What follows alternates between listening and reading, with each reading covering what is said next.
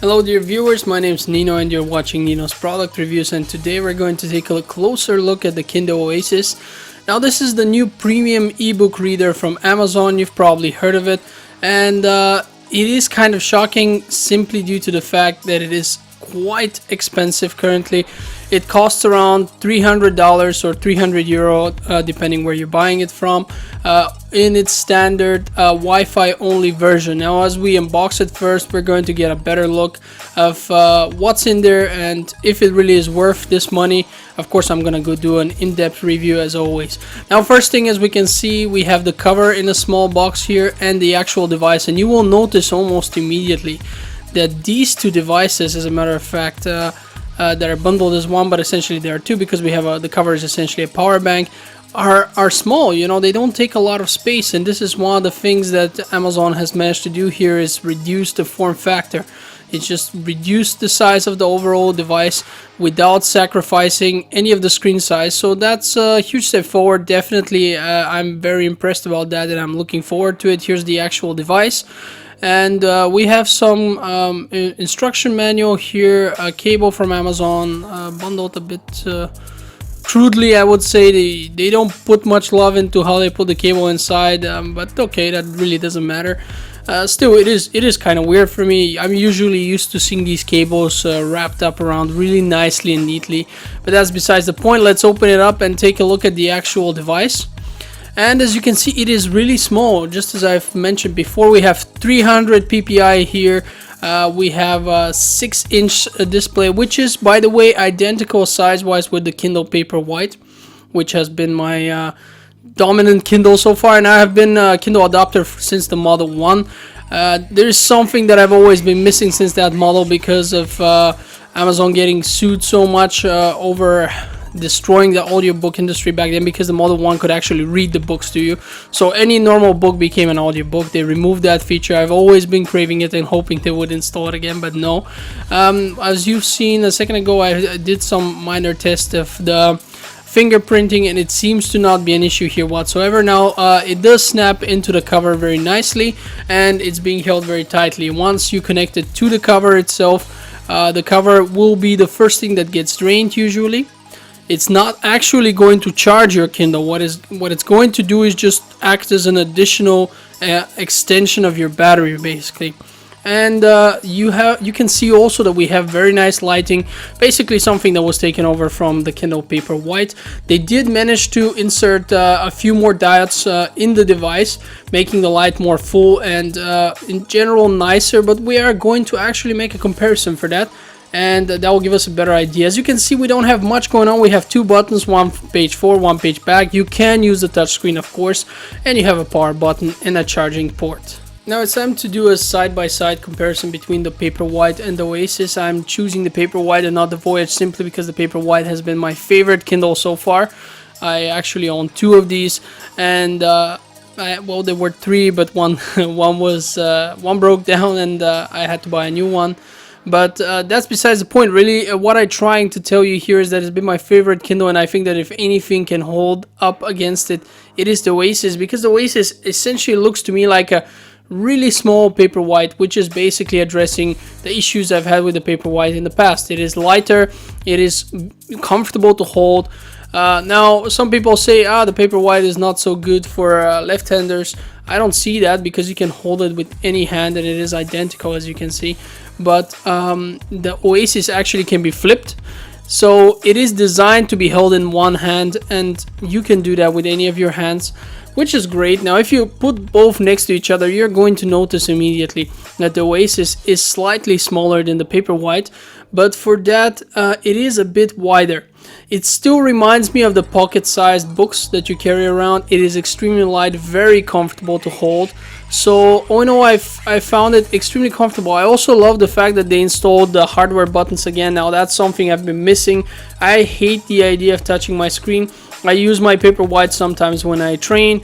I use my Paperwhite, you know, when I'm outside and I don't feel like my hands are necessarily the cleanest, and I just don't like the idea of having to touch the actual screen, because the screen is something that, especially of an e-ink display device, you don't want to try to clean it too much. You could mess up more than you can fix.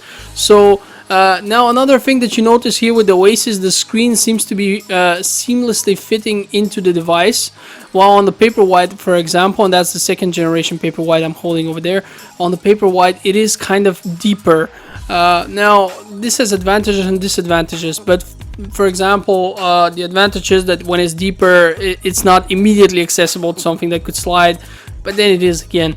Now if we compare the lights, you will immediately see that the Oasis is actually significantly brighter than the Paperwhite, and this is achieved thanks to the new diodes, the new LED lights that have been planted inside this device, and it does make it quite a bit brighter. If you do like that, that's definitely going to appeal to you. I do like this personally, but I've never felt like the Paperwhite was, for example, just not bright enough. So I've never had this problem with it. Now, the DPI difference here that we can see is insignificant for me personally, mainly because, again, I've never had a feeling that the Paperwhite was not detailed enough. Now, as we test the pages by using the touchscreen, you'll notice that the Oasis is somewhat faster. So the Oasis wins that one. In both page forward, page back, which makes absolute sense, it is somewhat faster, so that's pretty nice. Now, I'm going to show you different angles at which we can look at the Paperwhite, and you can see that everything looks great. So, as we look at the Oasis, it looks great too. It's, for me personally, nearly impossible to tell a difference. Now, I know there will be some people out there who will be able to tell the difference, but for me, that is not the case. As you can see here, the flipping function for the people who want to use it with their left hand, that's a great thing. Now, you can flip the screen on a Paperwhite as well using software methods, but it needs to be done manually. While here, at least the flip from left to right side is automatic, and you can actually also make it work in landscape mode. Now, I will intentionally lower the light on both devices here to 0, so we can compare that too. And this is something that struck me. This is something very interesting. Personally, when I look at these two, the Paperwhite even looks a bit better. Look, it just looks a bit brighter, as if the Oasis is a bit darker grayish, the background, while the Paperwhite, the white of it when there's no light on, well, there essentially always is, but the minimal amount, it actually looks better to me. So that was something that surprised me. I did not expect that. But in any case, both devices are excellent. But the question is being posed again, is the tiny one worth 3 times as much as the Paperwhite? And that's going to be the question that will be haunting us throughout this review. Moving on to the final segment of our review today, we're going to take a look at the deeper functions of the Kindle Oasis, and we actually have the most recent Kindle firmware plate here. Nothing too surprising, but as one can see, you can also flip it into landscape mode. Now, this can be comfortable if you want to somehow position yourself lying down and put this on your chest and read like that, not sideways. So that's very convenient. It's nice that it is possible. And otherwise, as we said, the left and right side tilting of the device will engage flip of the screen depending on which hand you're holding it, basically, or which direction you have tilted it enough. And this makes it, of course, very convenient for people who want to use it left-handed or right-handed. Now I'm trying to just position it somehow sideways because that's my preferred method of reading. As you can see, the cover is fighting me every step of the way. The device generally does not like to stand on its own. This was easier with my other cover, but that one's much thicker and bulkier, as you have seen. But other than that, this is very comfortable, and I'm sure we'll be able to figure something out. I'm just trying different gestures and changing pages using a touchscreen. Everything seems to be working just fine. The Wi-Fi works beautifully. Now I don't have the 3G model, I just have the Wi-Fi. But as you can see, the functions here are actually very, very standard, something that we've seen in the previous Kindles, and that's okay because we don't really need that much when it comes to using a Kindle. It's just all about the actual comfort of the device and how much easier it is to use compared to a real book, in the sense that you don't have to flip pages and stuff. It's excellent to use with one hand, but that is again something that we have seen in the past as well. We can see here that it's showing us how much we have until the end of the chapter, how much we have until the end of the book. It's showing us a different kind of stat as well. So there is a lot of stuff that we've seen already, so it does feel very familiar, but at the same time it also feels a bit foreign, a bit new. And I personally enjoyed using this device a lot. Compared to my Paperwhite, I can easily tell you that this is the better device in every aspect. It felt better, it looked better, and it was definitely more comfortable as well. The size difference is really noticeable, and I love the hardware buttons.